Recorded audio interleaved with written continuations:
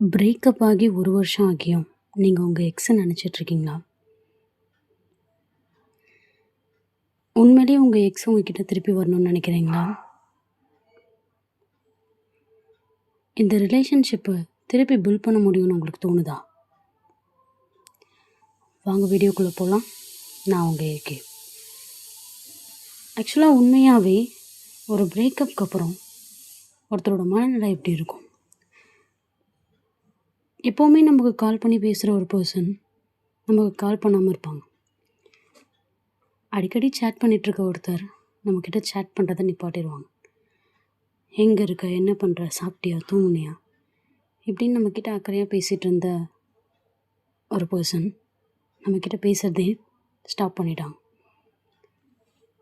வீக்கெண்டுக்கு வெளியே போகிறது, மனசு விட்டு பேசுகிறது, ஃப்யூச்சரை பற்றி டிஸ்கஸ் பண்ணுறதுன்னு இப்படி எல்லாத்தையுமே உங்ககிட்ட ஷேர் பண்ணிகிட்டு இருந்த ஒரு பர்சன் உங்கள் லைஃப்பை விட்டு வெளியே போயிட்டாங்க. ஆனால் நீங்கள் பிரியணும்னு முடிவு பண்ணதுக்கப்புறம், 2 பேரும் பிரிஞ்சு தனித்தனி பாதையில் போனதுக்கப்புறம் திருப்பி ஏன் உங்களோட மைண்ட் அவங்களே தேடுது? உண்மையாகவே உங்கள் மைண்ட் அந்த பர்சனை மிஸ் பண்ணுதான்னு கேட்டால் கிடையாது. ஆக்சுவலாக நான் ஏற்கனவே சொன்ன மாதிரி உங்ககிட்ட சாப்பிட்டியா, தூங்குனியா, என்ன பண்ணிகிட்ருக்க, இதுக்கப்புறம் நம்ம லைஃப் எப்படி இருக்குன்னு டிஸ்கஸ் பண்ணாங்கல்ல, அந்த மூமெண்ட்டை தான் நீங்கள் மிஸ் பண்ணுறீங்க.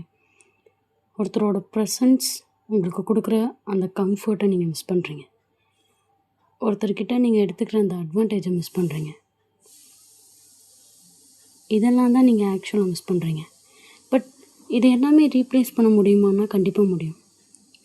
பிகாஸ் ஒருத்தரோட ப்ரெசன்ஸ், அவங்கக்கிட்ட நமக்கு இருக்க கம்ஃபர்ட், அவங்கக்கிட்ட நம்ம டிஸ்கஸ் பண்ணுற விஷயங்கள், அவங்க கூட நம்ம ஷேர் பண்ண மெமரிஸ், இதெல்லாம் தான் நம்மளை திருப்பி அவங்கள பற்றி யோசிக்க வைக்குது. பட் இது எல்லாத்தையுமே நம்ம வேறு சிலர்கிட்ட ஷேர் பண்ணும்போது அவங்களோட ப்ரெசன்ஸை, அதாவது அவங்களோட ப்ரெசன்ஸ் உங்களுக்கு கொடுக்கக்கூட அந்த அந்த ஃபீலிங்கை ஃபுல்ஃபில் பண்ண முடியும். ஃபார் எக்ஸாம்பிள், ஒரு வீக்கெண்ட் நீங்கள் உங்கள் கேர்ள் ஃப்ரெண்ட் ஒரு பாய் ஃப்ரெண்ட் கூட போகிற மாதிரி உங்களோட ஃப்ரெண்ட்ஸோட கேதர் பண்ணி போனாலோ, இல்லை உங்களோட ஃபேமிலி கூட போனாலோ, அந்த மொமெண்ட்டை நீங்கள் மிஸ் பண்ணாமல், அந்த மெமரிஸை நீங்கள் செரிஷ் பண்ணாமல் புதுசாக வேறு ஒரு மெமரியை க்ரியேட் பண்ணுவீங்க. அண்ட் இன்னும் ரொம்ப முக்கியமாக சொல்ல போனோன்னா, நீங்கள் ஒரு பர்சன்கிட்டேயே டிபெண்ட்டாக இருந்து அந்த ரிலேஷன்ஷிப் விட்டு வெளியே வந்ததுக்கப்புறம் நீங்கள் வேறு சில ஆட்கள், ஃபார் எக்ஸாம்பிள் உங்கள் ஃபேமிலி கூடயோ இல்லை உங்களோட க்ளோஸ் ஃப்ரெண்ட்ஸ் கூடயோ நீங்கள் போகும்போது அது இன்னும் கொஞ்சம் பெட்டராக நீங்கள் அவங்கள அண்டர்ஸ்டாண்ட் பண்ணிக்கிறதுக்கு ஹெல்ப்ஃபுல்லாக இருக்கும். உங்களை சுற்றி உண்மையிலேயே என்ன நடக்குதுன்னு உங்களுக்கு அப்போ தான் தெரியும். உங்கள் கூட இருக்க மற்ற ஃப்ரெண்ட்ஸ், மற்ற ரிலேட்டிவ்ஸ், மற்ற ஃபேமிலி மெம்பர்ஸ், இவங்க எல்லாரையும் உங்கள் கூட டைம் ஸ்பெண்ட் பண்ணுறதுக்கு நீங்கள் அலோவ் பண்ணணும். பிகாஸ் நீங்கள் அந்த ஒரு பர்சனுக்கு மட்டும் சொந்தமானவங்க கிடையாது. உங்களோட ஃபேமிலிக்கு நீங்கள் ரொம்ப இம்பார்ட்டண்ட். ஒரு மகனா, ஒரு மகளா, ஒரு ஒரு அண்ணனா, ஒரு தம்பியா, ஒரு சிஸ்டரா, ஒரு ஃபேமிலிக்குள்ளே நீங்கள் மற்ற எல்லா ரோலும் ப்ளே பண்ணுறீங்க. பட் ஒருத்தர்கிட்டே நீங்கள் டிபெண்ட்டாக இருந்ததுனால இந்த மூமெண்ட்ஸ் எல்லாத்தையுமே நீங்கள் மிஸ் பண்ணிட்டீங்க. ஸோ இப்போ உங்களுக்கு இன்னொரு வாய்ப்பு, ஒரு ரிலேஷன்ஷிப் பிரேக்கப் அப்புறம் உங்களுக்கு இன்னொரு சான்ஸ் கிடைக்குது. இது எல்லாத்தையும் நீங்கள் எக்ஸ்ப்ளோர் பண்ணும்போது இன்னும் பெட்டர் பர்சனாக நீங்கள் எவால்வ் ஆவீங்க. ஸோ ஒரு பிரேக்கப்புக்கு அப்புறம் அதுலேருந்து வெளியே வர்றதுக்கு நீங்கள் அந்த மெமரிஸ்க்கும், அந்த மொமெண்ட்க்கும், அந்த கம்ஃபர்ட்க்குமான ஆல்டர்னேட்டை பற்றி யோசிக்க ஆரம்பித்தா அதுலேருந்து உங்களால் கொஞ்சம் கொஞ்சமாக ரெக்கவர் ஆக முடியும். திருப்பி திருப்பி அதே ஃபோட்டோஸையும், திருப்பி அதே மெமரிஸையும் நீங்கள் செரிஷ் பண்ணுறதால it will hurt too much. உங்களையும் நீங்கள் ஹர்ட் பண்ணிக்கிறீங்க.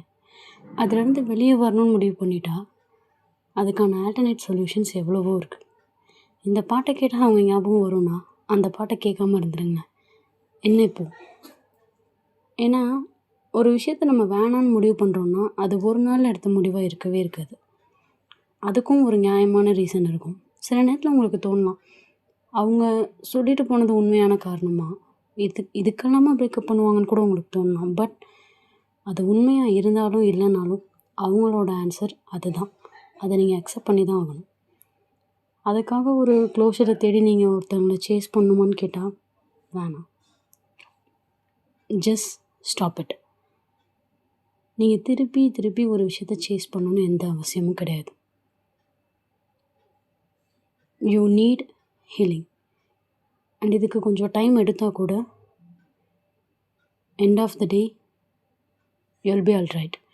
ஏன்னா இந்த ஒரு மனுஷன் உங்கள் வாழ்க்கையில் வர்றதுக்கு முன்னாடி வரைக்கும் உங்கள் வாழ்க்கை இருந்திருக்கு.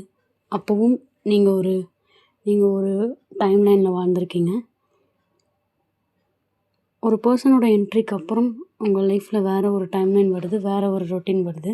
பட் தட் டசன்ட் மீன் நீங்கள் அவங்க இல்லாமல் உங்கள் லைஃப்பை வாழ முடியாதுன்னு அர்த்தம் கிடையாது. பிகாஸ் அதுக்கு முன்னாடி உங்களுக்கு ஒரு டைம்லைன் இருக்குன்னு சொன்னேன் பார்த்தீங்களா.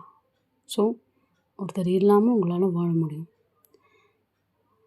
அதுக்கு நம்ம தான் முதல்ல அந்த பாஸ்ட் இன்சிடென்ட்ஸில் இருந்து, அந்த மெமரிஸில் இருந்து நம்ம தான் வெளியே வரணும். அது எப்படி நான் உடனே வர முடியும்? அப்போ என்னோடய லவ் உண்மை இல்லையா? அது உண்மை தான். பட் அது வேறு ஒரு டைம்லைனை நோக்கி நகரும்போது நம்மளும் அதுக்கேற்ற மாதிரி நகர்றது தான் புத்திசாலித்தனம். நீங்கள் பிடிச்சி வச்சு என்ன பண்ண போகிறீங்க? Of course the person leave you. அவங்க மூவ் ஆன் ஆகிட்டாங்க. நீங்கள் மூவ் ஆன் ஆகிறதுக்கு தான் ட்ரை பண்ணணும். உடனே வேறு ஒரு லவ், வேறு ஒரு கமிட்மெண்ட்குள்ளே போகணுன்னு நான் சொல்ல வரல. பட் வேறு ஒரு ஆல்டர்னேட் சொல்யூஷன்ஸ் இருக்குது. It's still available. ஸ்டில் நீங்கள் சர்வை பண்ணணும்ல. ஸோ அதை பற்றி யோசிங்க.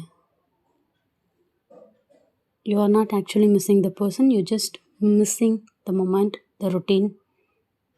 ஸோ அதிலேருந்து வெளியே வாங்க. புதுசாக வேறு ஒரு ரொட்டீனை நீங்கள் பில்ட் பண்ணுங்கள்.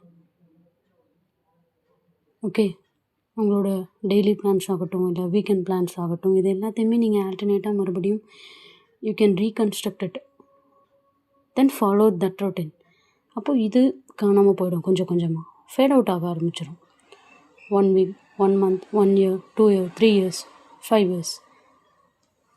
ஓகே, திருப்பி நீங்கள் மிஸ் பண்ணிகிட்ருக்க ஒரு விஷயத்தை யோசிக்கிறத விட இருக்கிற டைமை எப்படி வேறு மாதிரி கன்ஸ்ட்ரக்ட் பண்ணலாம், வேறு எந்த ஒரு ரொட்டீனுக்குள்ளே நீங்கள் போகலான்னு யோசிக்க ஆரம்பிச்சிங்கன்னா you can heal from your past injuries.